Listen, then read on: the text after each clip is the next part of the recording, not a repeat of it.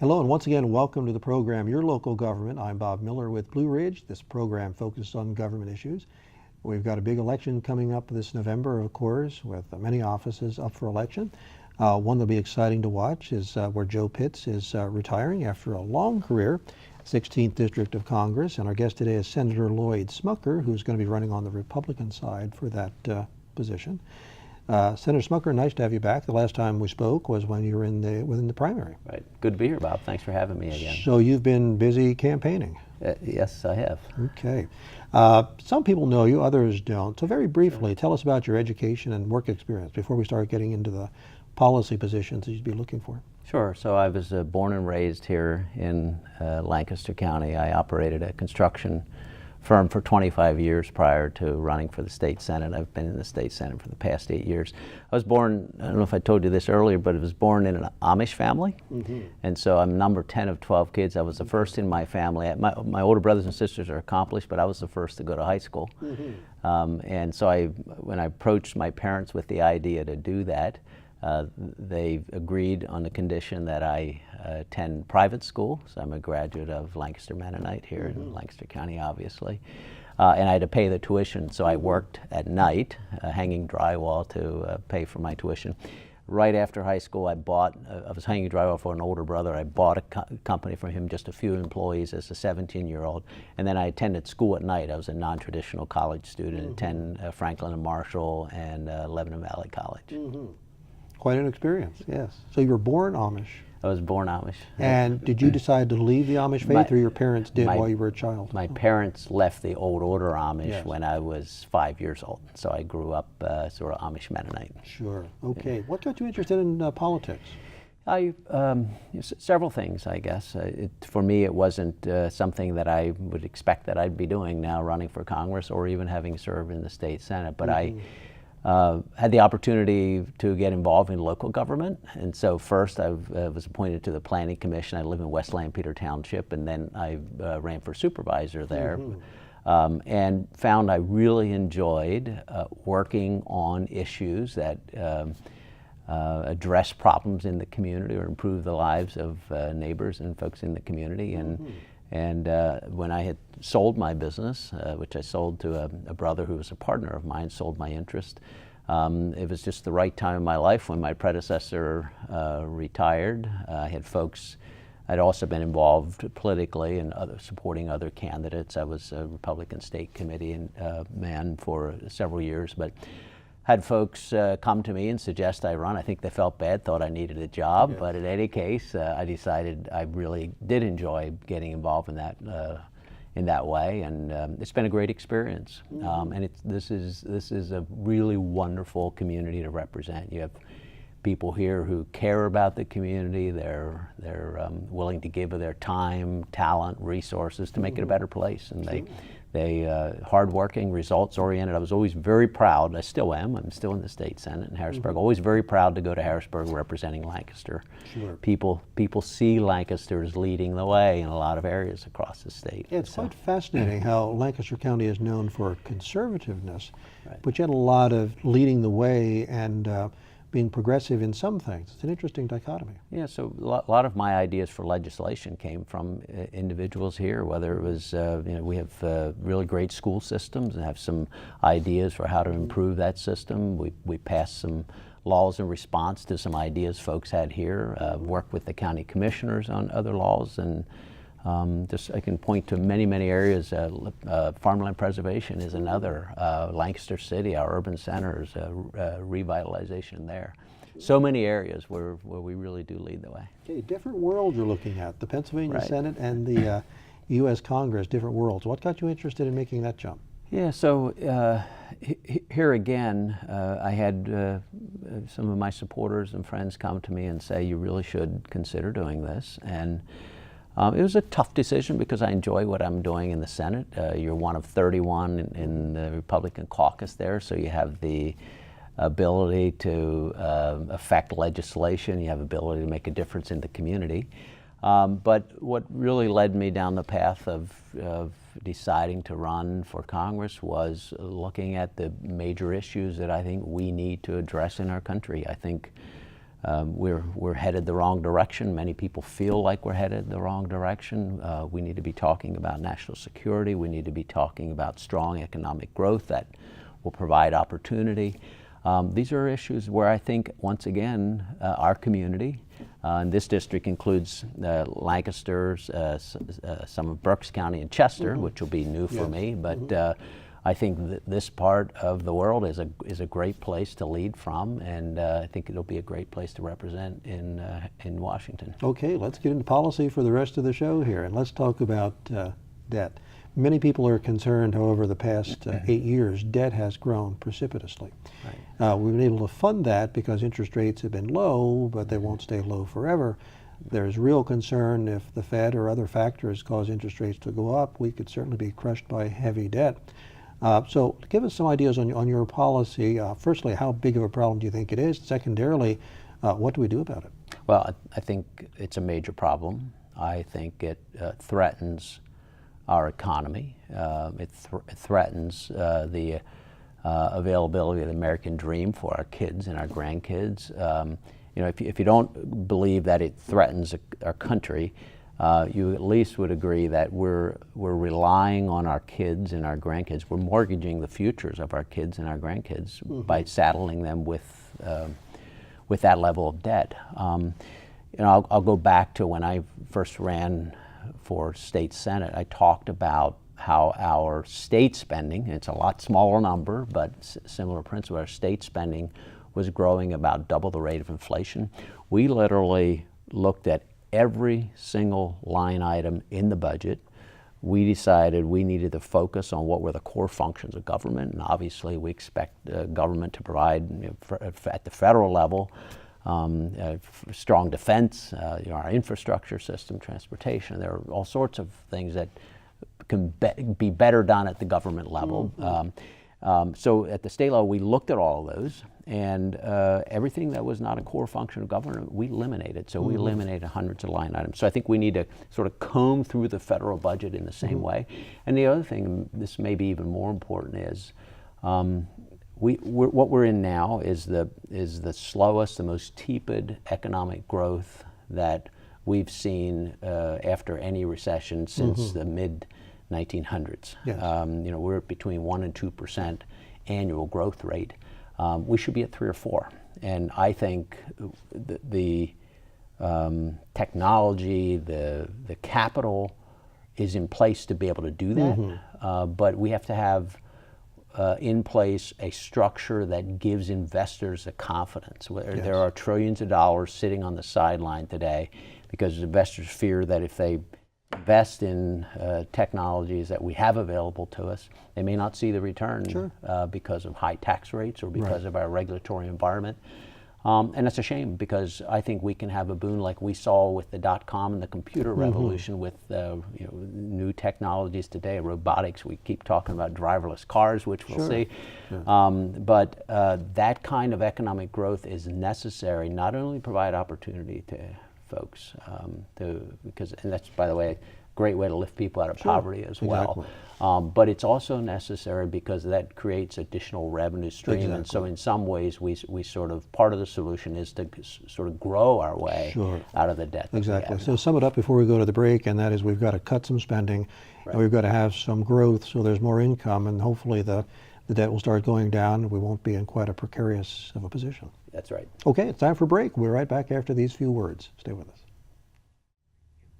And welcome back to the program, Your Local Government. Our guest today is Senator Lloyd Smucker, who is running for the Pennsylvania 16th District and Washington, D.C. for Congress. And Senator Smucker, thanks for being with us. I know you're on the road being very busy, so thank you for taking time out. You had mentioned earlier that people are very concerned about national security. As of the taping of this show, we just had 3 incidences across the country where there's explosions and people being injured, and people are worried about security and what might be happening with some radical groups that are trying to destroy us. What positions do you think we should be taking on this? Yeah, it's really unfortunate. The mayor just this morning said this is definitely an act of terror, what's happened in New York and New Jersey, which we now, I think, know has been done by one individual who's connected to all of those. But This is an individual who also seems to have some connection, apparently, to, or at least the mayor said it's an act of terrorism. There may be connections to international terrorism. We have a lot yet to learn. But what we do know is that we have individuals and groups who are not shy about stating they're out to destroy us. They want to kill us.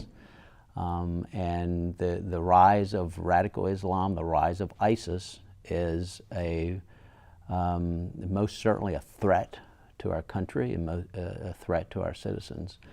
And my concern is that we do not believe, do not, in my view at least, have a strategy to defeat them. And I think we must do that. So I would support declaring war, and I would support doing whatever it is that we need to do to wipe them off the face of the earth. Mm-hmm. Okay.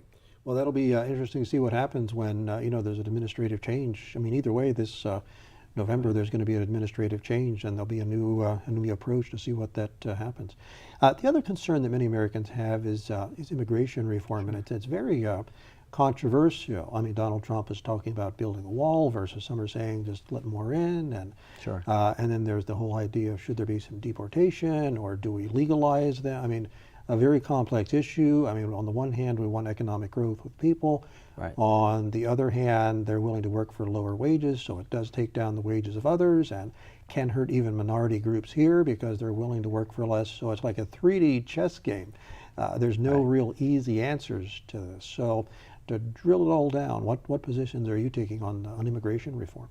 Yeah, so I think everyone ought to have an opportunity to participate in a citizenship program. You begin to understand how, despite the problems that we have, we're still a wonderful country where people really do want to be here to live the American dream. We're a nation of immigrants. We should be welcoming people who want to come here and work hard and play by the rules. However, we have a lot of people today who are here for other reasons than that. And so I think it is critical that we do secure our borders. We have to know who's coming into our country. We have to know that people are here for the right reasons. They are here, they've followed the right channels and pathway to getting here. They're here legally. And they're not here to harm us. And so I think we do need to secure our borders, and whether that's a physical wall, whether that's done through increased assets or increased expenditures, increased dollars available to our Border Security Patrol, whether it's done through technology, we have to know who's coming into our country. Mm-hmm. We are a nation of a rule of law, and so if you are here and have come, if you're undocumented and have sort of skirted our system, you can't jump ahead of the line. And we know there are a lot of people waiting to come to our country through the proper channels. And so if, number one, we're a nation of rule of law, whatever the solution may be that we come up with, you have to start from that principle, and you have to start from the principle that we need to secure our borders. Okay, one of the things that's very disconcerting is the Middle East. Right. I guess since any of us can remember, and way back, there's always been discord, probably some unsolvable problems, but it has really got quite to be the quagmire with various opinions on what we should or shouldn't do. So what do you see as some solutions for the Middle East? Well, I think part of the problem, what we've seen with this current administration and the quagmire that we're seeing, is that we have stepped back from the leadership role that the world expects from us.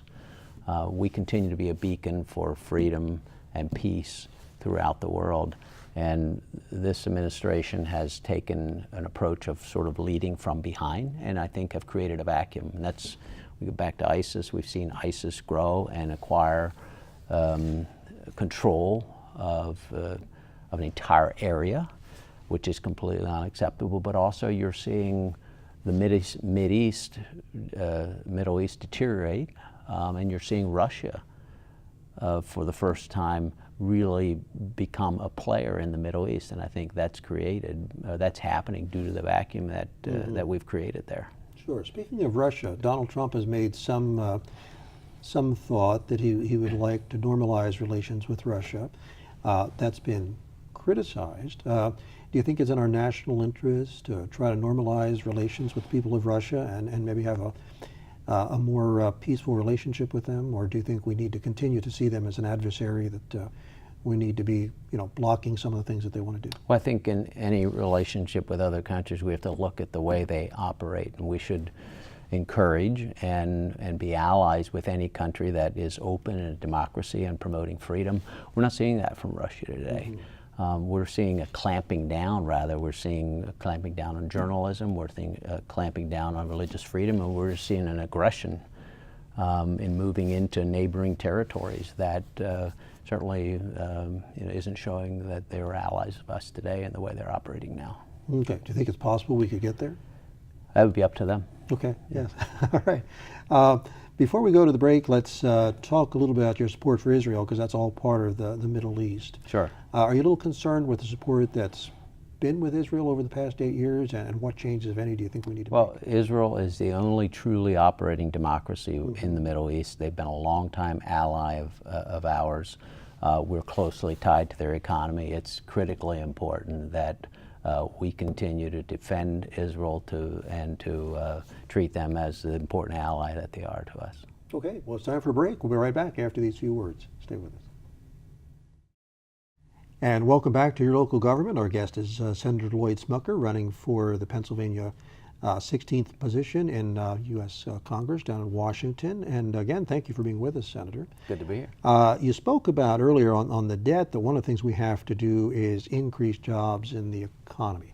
What legislatively can we do to make it that there's going to be more jobs, better wages, and then concurrently the more income and less debt? Sure.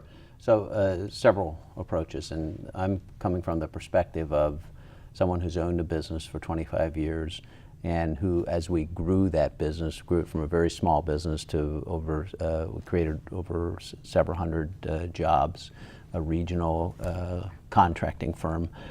But I saw as we grew that business, the continuing, I guess, intrusion or growth of government, and the continuing growth of regulation, which required more resources. So we had to hire people just to comply with regulation. And as I talk to business owners today, they're saying the same thing, but it's even much worse than 8 years ago when I left business and entered the state senate. And so, we have to get a handle on the amount of regulation that we've implemented today. It really is holding businesses back. It's holding people back. Mm-hmm. The other thing is our corporate tax structure is out of line. It's high compared to what is the corporate tax structure in other countries. Mm-hmm. So we have to those are two areas. Have to get our tax policy correct. So you flatten the tax structure, you eliminate deductions, some deductions, you lower the tax rate, and then you look at the regulatory side and you decrease what we're requiring of our business, the regulatories, mm-hmm. the regulations that are in place. You start to do those two things, and you'll see additional investment pouring into technologies that are available today, pouring into our economy. You'll see stronger growth rate. Businesses will be in a position to grow more and create more jobs. Mm-hmm. That is what's needed to create opportunity. That's what's needed to ensure that our kids and our grandkids have access to the American dream that we all did. Sure. Let's talk about Obamacare. I mean, clearly there's probably some portions of it that have been helpful to some people. Right. On the other hand, we're seeing some insurance companies dropping out. The savings that were anticipated clearly seems to be the opposite. So it was a fascinating experiment as we took over a large part of the national economy in an effort to give more care. Clearly, this will be something that's going to be tweaked. I know on the Clinton side, they want to expand it and make it even bigger. And then there's some that want to shrink it down, put it more into private hands. So, it's a very complex question that we're not going to answer in 2 minutes on Sure. the show, but give us the broad view from 10,000 feet. Right. What do you think major trends we ought to be taking to make sure that we get adequate health care but it's something that doesn't bankrupt us. Well, so first of all, Obamacare is not working. We're seeing dramatic increases in costs of health insurance. I was talking to a business owner recently in the northern part of the county, 10, 15 employees. They said again this year they're expecting about 40% cost increases in the cost of their health care. Ouch. And they already have moved employees to high deductibles, some as high as several thousand or $6,000. They're very, very worried, and these are individuals. There's a couple who care about their employees and are really, really worried about the impact this is going to have in the lives of their employees. What we're seeing in Pennsylvania, where major insurers are dropping out of the market, isn't unlike what's seen in many states across the country. Some places you only have one insurer.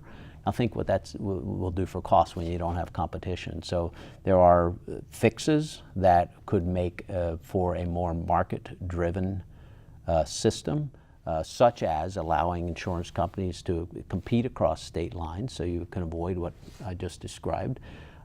We need to get to a point where consumers of healthcare services are making better decisions and have an understanding about the cost of the services that they're buying. Imagine going anywhere else having no idea what something costs. And so I like the idea of health savings accounts, which we already have, but we could expand those.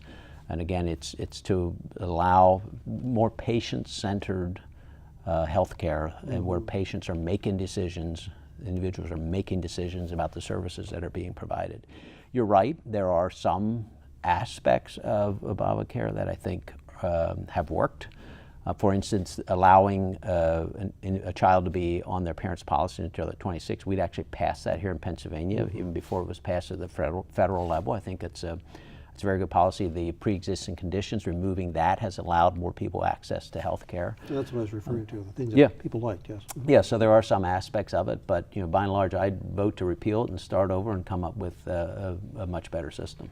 Okay, and that'll be interesting to see if that could be pulled off.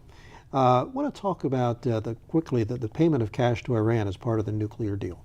Do you think long-term we'll find that was a good idea, or do you think we'll someday look back and say, oops, that might have been a huge mistake? I think it's a terrible mistake.